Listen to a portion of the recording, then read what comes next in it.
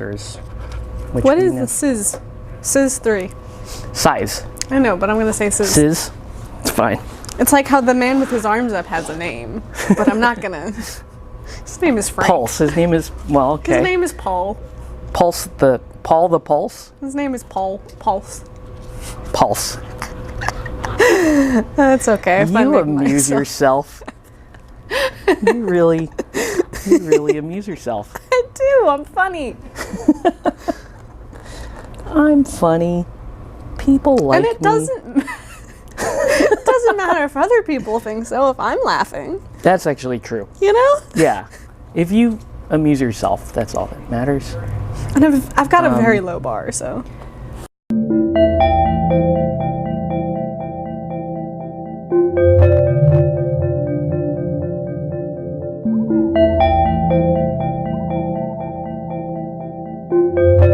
And I didn't record that, but Me being bad is definitely. yes. Hey, what's up, everyone? Welcome back to Yvonne. We're gonna play some more Malifaux today, and yeah. So she's shuffling the deck there. I think I did it. Yes, and we're gonna go over how to set up a game. So we'll get into that in just a second. Let's go. Okay, so we're going to go over how to set up an encounter, and the very first thing you need to do is you need to set up a table for yourself. Now, the rulebook has some guidelines regarding what you should do for terrain, but in general, it's a good idea to have a fair bit of terrain on your board, and you want to have different types of terrain. You don't want to be able to essentially shoot all the way across the board. That's super bad. You also don't want to have the area so tight that you can't actually move models through. You may want to have some choke points, but that's okay. Like I said, different types of terrain is very good. So you may have some buildings, you may have like a platform like this, you may have severe terrain like woods and that kind of thing. And that would be the first thing you do. Set up a 3x3 board of terrain, and then you and your opponent would determine encounter. Right? So now that we have this board set up, now Yvonne and I are going to determine the encounter. Okay, so the first thing we would do is we would each flip a card. Go ahead and flip a card. So you have a 10 of tomes and I have an 8. Okay, so I'm going to show you the long way of how to do an encounter, and then I'm going to show you the way that we actually do, because this is, you'll see. Okay. Okay, so Yvonne flipped 10 of tomes, I flipped an 8 of crow, and these are all meaningful. So she won the flip for attacker defender. That's going to make her the attacker in this scenario. Yeah. And her suit determines the actual strategy that we're going to play. Because in Malifaux you play a shared strategy and you play schemes as well. So in this case, the strategy, I believe, is plant explosives. Let's see. Is it? It is plant explosives. So good, we get to play that one again. I know that one. And then the defender, in this case me, my suit determines what type of deployment we're going to have, because there's 4 different types of deployment. So we have a crow, and a crow is for corner deployment. Okay. So we're going to place all of our models within 12 inches of a corner. Now, because you are so the next thing you would do is you would flip 5 cards to determine your scheme pool. This is a pool that both players are going to be selecting their schemes from. We can select the same schemes if we want, but we don't tell each other what the schemes are. Okay. Okay, so we're both playing plant explosives, but like last time, you have these like little side schemes, right? So you can flip cards and do it that way, but I'm going to have you just go ahead and flip 5 for us, and go ahead and tell us what this Just like flip 5 of them? Yep, turn 5 over. Vendetta. Good. Search the ruins. Good. Claim jump. Take prisoner. And harness the ley line. Good. Okay. So that's the long way of generating an encounter. Another thing you can do, and I'll include it in the description here, is you can just go to, if you go to this, don't look at my wing order. Okay, so don't look at my friends talking to me. Okay, hate those guys. So if you go, there's an online crew builder, and you go here to crew help, You can just click there, and you can just press generate encounter, and it does all that stuff for you. All that flipping and all that kind of stuff. And what's better too is you can actually select your schemes here instead of like, oh, I'm just going to look at this card and think that Yvonne doesn't think I picked that scheme, right? Yeah. So that's the first thing we would do. Now we're going to go on to hiring crews. Never read anything in my life. So actually, before you select your schemes, we're supposed to hire crews. So at this point, both players would declare what faction we're going to be playing. I'm playing Resurrectionists. You're playing Arcanists. Good. You're playing the good boys. The good boys. You're playing Arcanists. And then we would declare what master we're playing. Right. So yeah. So I'm going to declare Nicodem and his totem, the vulture. What's a totem? Oh. Yep. And you're going to be declaring Marcus and Jackalope. Jackalope's the good boy. Marcus is just there. And what this does is this gives the other player an idea of what type of crew they might be facing based on their keyword. So when somebody says Marcus, you have the Chimera keyword, so they're thinking lots of beasts, I'm going to have to deal with that. When somebody picks Nicodem, they're going to say, okay, Mortuary, so they're thinking a lot of zombies, a lot of undead. So now we're going to hire our crew based on the agreed upon soulstone value of the encounter, and I'm just going to say we agreed on 35. That's a lot. Or do you want to do 30? These numbers mean nothing to me. Let's do 30. Let's do 30. Let's be conservative and do 30. Let's be yeah. Okay. Sure. So let's hire your crew while we're set up to do that. Okay. So obviously you took. I'm gonna. Actually, we're cool. I'm gonna kind of widen this shot a little bit. Okay. So you took Marcus and the Jackalope, right? And because he's the leader, he's free, even though it says he has a cost of 15 and there's a cost of 4 there. Those are both free. Now everything else is going to count against that 35 soulstone cost. Oh. Okay. So let's start just picking some cool stuff. I think Miranda is kind of almost an auto include. Yeah. So she's 9, right? 9. Okay. And there's no way I can get 2 or more than 2 of anything else. So I'm just gonna. Usually it will say on the card. Usually by default you can only take 1 of each thing, but sometimes it'll say 2. minion 2 or minion 3. That tells you how many max you can take. It's more of the fact that he costs 10, so then I've got 20. So you have 19. Yeah, so I can only take 1 more. So you have 11 left. Yeah.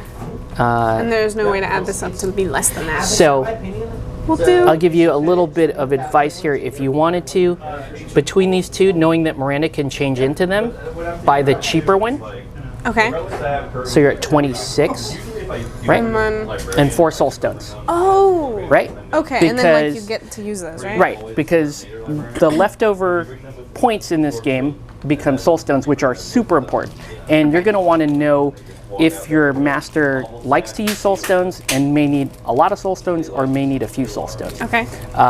In your case, Marcus is probably good with 4 soulstones for most of the game. Okay. The other thing to consider is, and we're not considering it for you because you do it for free most of the time, is upgrades. And there are upgrades that you can buy. Like this would be a 2 soulstone upgrade. And you would attach it to something that you've hired. So that's what these are, Yes, the mutations are upgrades, but you have a way of getting them for free. Okay. So we're not going to worry about upgrades for you. Perfect. And I'm too lazy to buy myself upgrades, so I'll hire my crew real quick. And again, you kind of have in mind like what you're going to try to do. So I'm going Nicodem. I'll go Mortimer because we love Mortimer. So he's 8. I don't like Mortimer. He talks a lot. Let's go Gravedigger, 14. And let's go 2 of these Rabble Risers to begin with. Yeah. So that's 1824, right? And I'd have 6 soulstones. That's way too many soulstones. Let me take 1 mindless zombie to begin the game, and it's going to be the fashionable one because we always do that. The only one that matters. Yeah.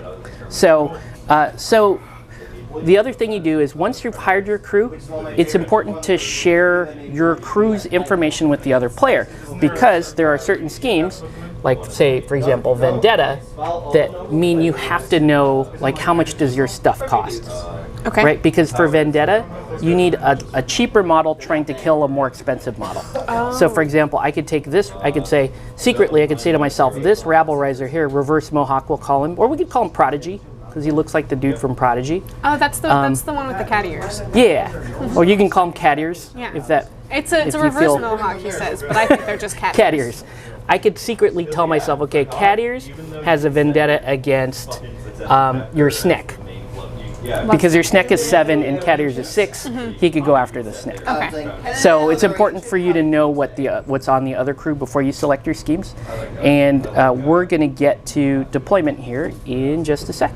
It's a good question. Okay, so Yvonne wants to know where the center line is, which is a totally legit question. And that depends on your deployment type. So we flipped for corner deployment, which means you may be choosing that corner or this corner, and I'm probably going to, and I have to choose the opposite corner.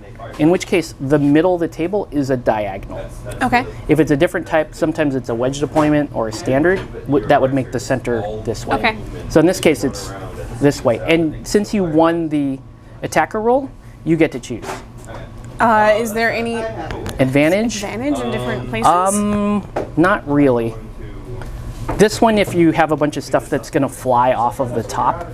I do want to give everything wings, but that's So slow. it's not a terrible thought if you wanted to do that. That's not a tactic. I just think it would be fun if they had wings. It'd be fun in cinematic, so In maybe you cinematic. should do it. Can I give wings to the gorilla? What? Can I give wings Yes, to you the can. gorilla? Okay. Yeah, we're gonna do that. So you're then. going to pick there. Yeah. That means I get this corner here. So as the attacker, what you're going to do, and let's get your models out.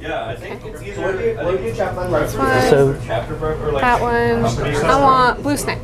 Blue Snake and Miranda. Okay, and Kojo. So what you're going to do now is you're going to divide your force into 2 forces that consist of at least 1 model. So you could do like 4 and 1 or 2 and 3. I'm gonna do that and this. Okay.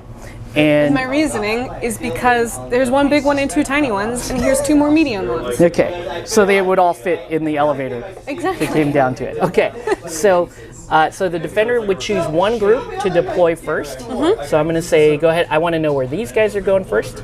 So you would put those guys, and you're deploying in this corner, right? Yeah.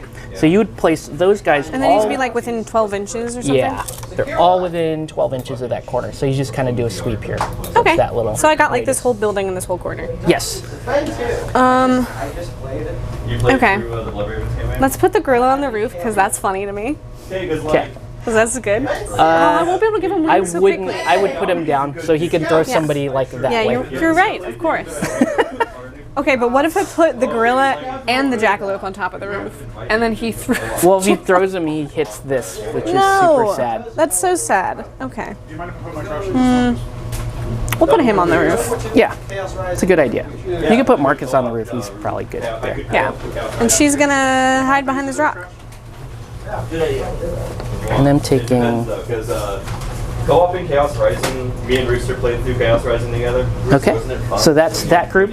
So now that group goes down. So now my entire force would go down. Wow, you gave me a kind of a crappy corner. Ha! What's the matter with you? Yeah. Strategy. I knew what I was doing. You knew what you were doing. Had a bone over Terminator armor. So I'll put this thing there. There. I want these guys up as far forward as possible. I want my main man Nika down here. And where's Mortimer? Every hit he gained back 37 HP, Mortimer's gonna go. and he could port where the hell he wanted to because he had He'll go that way. Okay. So that's theirs. Let me make sure I'm not cheating you. We're good. So now you would put down the rest of your crew. Marcus goes on the roof, Sure.